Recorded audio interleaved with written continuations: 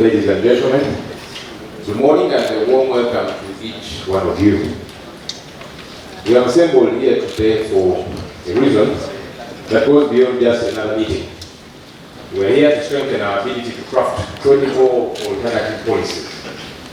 Policies that not only hold the government accountable, but also offer Ugandans a real, tangible, and better way forward. This year's opposition budget process is centered on the theme, combating corruption, the sure way to effective service delivery. Combating corruption, the sure way to effective service delivery. This theme speaks directly to the core of Uganda's most pressing challenges. Corruption remains the single biggest roadblock to our nation's progress. Year after year, Ugandans are told that resources are scarce, yet we continue to see trillions lost to mismanagement, inflated contracts, and outright theft. These are not just abstract figures. Honorable colleagues, they represent stolen opportunities for our children, our communities, and our future. Colleagues, let me tell you a story that most of you may be familiar with, and I believe it will connect with us one way or the other. Many years ago, an elderly farmer lived in a remote village. This farmer worked tirelessly to provide enough food for his family, like almost Ugandans. He labored through the seasons, ensuring his granary was always full. But over time, he noticed something troubling. His food was continuously disappearing, far too quickly. Every morning, the pile grew smaller. One night, this farmer decided to stay awake and watch. What he discovered broke his heart. He discovered that rats had found their way into his granary through hidden cracks and were stealing what rightfully belonged to his family. The farmer realized that complaining alone would not solve the problem.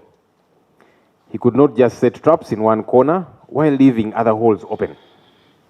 He had to find every crack, block every entry, and stop the loss at its source. Distinguished guests and esteemed colleagues, this is not just a story about a farmer. It is a story about modern-day Uganda, as we know it today. The funds that should be going toward healthcare, schools, roads, and other vital services are disappearing due to corruption. The story revolves around a teacher who is faced with the daunting task of instructing a classroom of 100 students while being severely underpaid and lacking necessary resources. This story revolves around a young person who is out of luck for their job, as they have hunted severally due to the misallocation of funds intended for infrastructure and industries. Colleagues, we must understand that those in power will frequently try to denigrate us as the opposition. They'll accuse us of being overly critical or disruptive. But let me tell you something that I believe in very strongly. If standing up for fairness makes us disruptive, then we should wear that label with pride.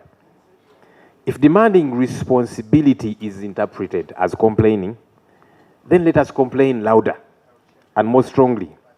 Because if we do not speak up for the people of Uganda, who will, honorable colleagues? Like the farmer, we face a choice. We can either sit back and watch as our resources are plundered, or we can take action to protect what rightfully belongs to all of us as the people of Uganda. And honorable colleagues, that's why we are here today. This workshop, as I said, is not just another meeting. It's an opportunity for us to pause, reflect, and strategize on how best we ought to fulfill our responsibilities as the opposition. And as the opposition, our duty is not simply to challenge the government, but to offer real solutions. Ugandans are looking for leadership. They're looking for answers. They're looking for hope. I'm very convinced those answers, that hope, is here with us. We have got what it takes to inoculate that hope in the people of Uganda. And so that's why we sit here today, to draw strategies, to plan for our forthcoming alternative budget, which we shall present to the nation.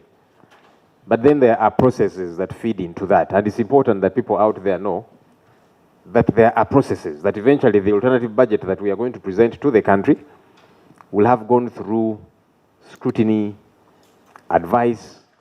And this year's is a little different. As you have noticed, we have reached out to all opposition political parties. We've reached out to civil society organizations and various stakeholders, asking them for an input into our alternative budget. So this year's alternative budget is not one where a few of us as shadow ministers get to sit with our technical team and craft out good plans and policies. That's possible, and we have always done a good job at that. But we thought it important that we make it a consultative process, so that eventually when we present this alternative budget to the people of Uganda, they see themselves through it because of that consultative element. Today we will hear from experts, including the Parliamentary Budget Office and civil society actors, who will deepen our understanding of the budget and its implications. But more importantly, we will define the alternative policies and priorities that we aim to champion in 2025-2026. We must craft policies that redirect public funds towards effective service delivery and away from wasteful expenditure and corruption. Honorable colleagues, many times you hear the public say, you in the opposition, you complain, you critique. What do you have to offer? Incidentally, every year we offer alternatives, every single year. And I'd like to encourage people to look at the ministerial policy statements that are tabled by government ministers. Juxtapose that against our alternative ministerial policy statements. You will see a stark difference. You will see that we put energy and time and emotion into the work that we do because it is very emotive work. We want better. So I'd like to encourage us to read these documents, to interact with them, so that the people of Uganda get to see that we have something better we are offering. We are not just complaining, and we must complain. As I said, those who complain that we are complaining, we shall wear that label with pride. I urge all of us colleagues to participate actively in this workshop as we sharpen our strategies, deepen our understanding, and craft policies that will make a real difference in the lives of the people of Uganda. The future of our country depends on the decisions that we make and the commitment we show now. Colleagues, the future of our country depends on the decisions that we make and the commitment that we show now.